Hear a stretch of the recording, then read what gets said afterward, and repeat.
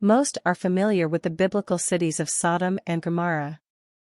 However, few know about their corrupt legal system. Chapter 19 in the book of Jasher, Book of the Just Man, in the apocryphal writings describes their unjust system.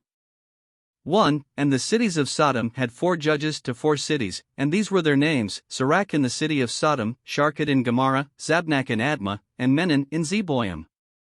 For corrupt judges over the legal matters of these cities. These cities are also referenced in Scripture as the cities of the plain. 2. And Eliezer, Abraham's servant, applied to them different names, and he converted Sirach to Shakra, Sharkad to Shakrora, Zabnak to Kezebim, and Menon to Matzladon.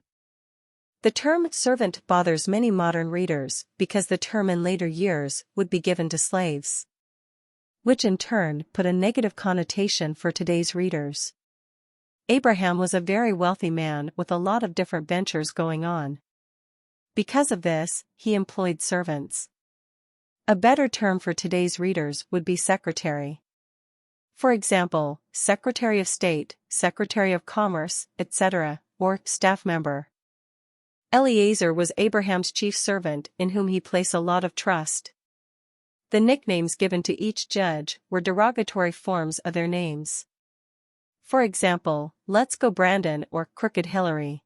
3. And by desire of their 4 judges the people of Sodom and Gomorrah had beds erected in the streets of the cities, and if a man came to these places they laid hold of him and brought him to one of their beds, and by force made him to lie in them. The judges are completely corrupt and evil. They encourage the people to rob, beat, and kill outsiders and deny them any sort of justice. We can rob, beat, and kill you, but don't you dare rob, beat, or kill us. 4. And as he lay down, 3 men would stand at his head and 3 at his feet, and measure him by the length of the bed, and if the man was less than the bed these 6 men would stretch him at each end, and when he cried out to them they would not answer him. In this case, short people were stretched.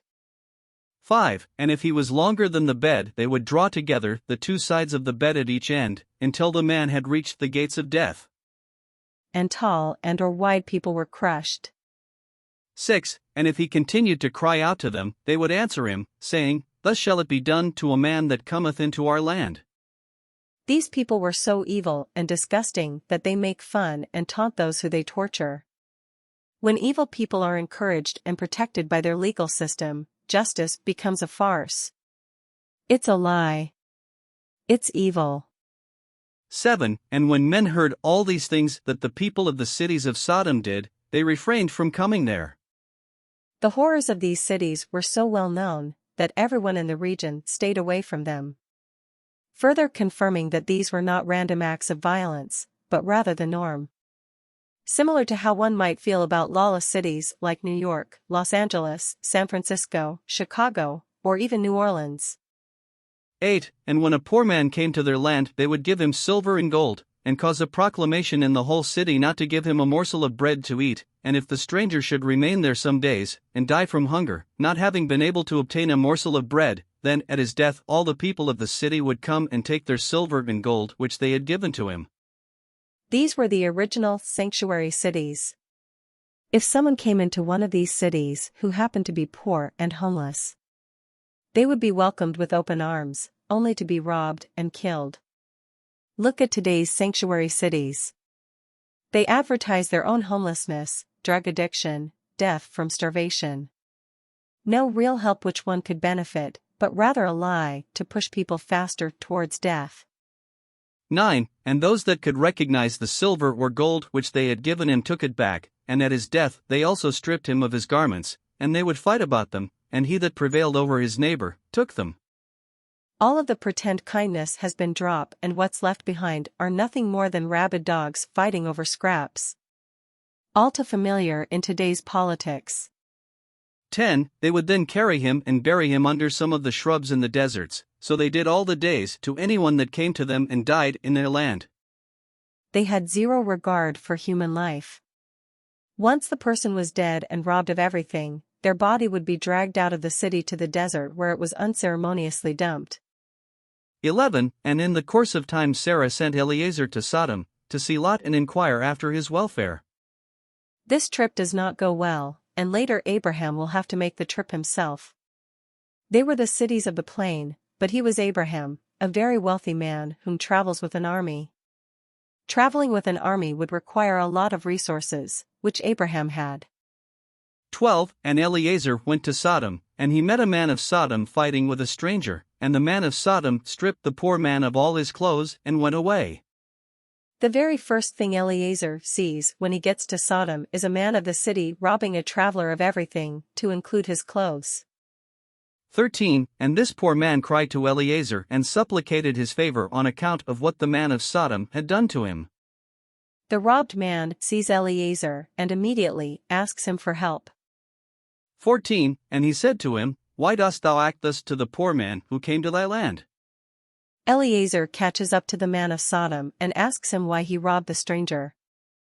15. And the man of Sodom answered Eliezer, saying, Is this man thy brother, or have the people of Sodom made thee a judge this day, that thou speakest about this man? The man of Sodom is basically saying, what's it to you? 16. And Eliezer strove with the man of Sodom on account of the poor man, and when Eliezer approached to recover the poor man's clothes from the man of Sodom, he hastened and with a stone smote Eliezer in the forehead. Eliezer then takes it upon himself to retrieve the poor man's clothes, but the man of Sodom grabbed a stone and hits Eliezer in the head, causing him to bleed. 17. And the blood flowed copiously from Eliezer's forehead, and when the man saw the blood he caught hold of Eliezer, saying, Give me my hire for having rid thee of this bad blood that was in thy forehead, for such is the custom and the law in our land. Now as Eliezer's head is bleeding, the man of Sodom wants money for his service. 18. And Eliezer said to him, Thou hast wounded me and requirest me to pay thee thy hire. And Eliezer would not hearken to the words of the man of Sodom. Rightfully so, Eliezer questions him about paying for his own beating, thus refusing to pay. 19. And the man laid hold of Eliezer and brought him to Shachra the judge of Sodom for judgment. So the man of Sodom was like, Fine, I'll take you to court. So he takes Eliezer to see Shachra, the judge of Sodom. 20. And the man spoke to the judge, saying, I beseech thee, my lord, thus has this man done, for I smote him with a stone that the blood flowed from his forehead, and he is unwilling to give me my hire. Upon arrival, the man of Sodom describes the situation to the judge and demands payment for the favor of making Eliezer's head bleed. 21. And the judge said to Eliezer, This man speaketh truth to thee, give him his hire, for this is the custom in our land. And Eliezer heard the words of the judge, and he lifted up a stone and smote the judge, and the stone struck on his forehead, and the blood flowed copiously from the forehead of the judge. And Eliezer said, If this then is the custom in your land, give thou unto this man what I should have given him, for this has been thy decision, thou didst decree it. The judge hears the information and confirms that Eliezer does in fact owe money to the man of Sodom. So without missing a step, Eliezer bashes the judge upside the head, causing him to bleed. Then he goes about telling the judge that he now owes him money, but that he can just give the money to the man of Sodom. It's key to make those who are corrupt live by their own rules. 22. And Eliezer left the man of Sodom with the judge, and he went away. After that, Eliezer quickly gets out of town. There is no justice in an unjust city run by corrupt people. Knowing this, in addition to the sexual practices, which include incest, gay, and animal, goes a long way to understanding God's total destruction of these cities. The whole world has become this corrupt. People are now seeing the evil behind the veil.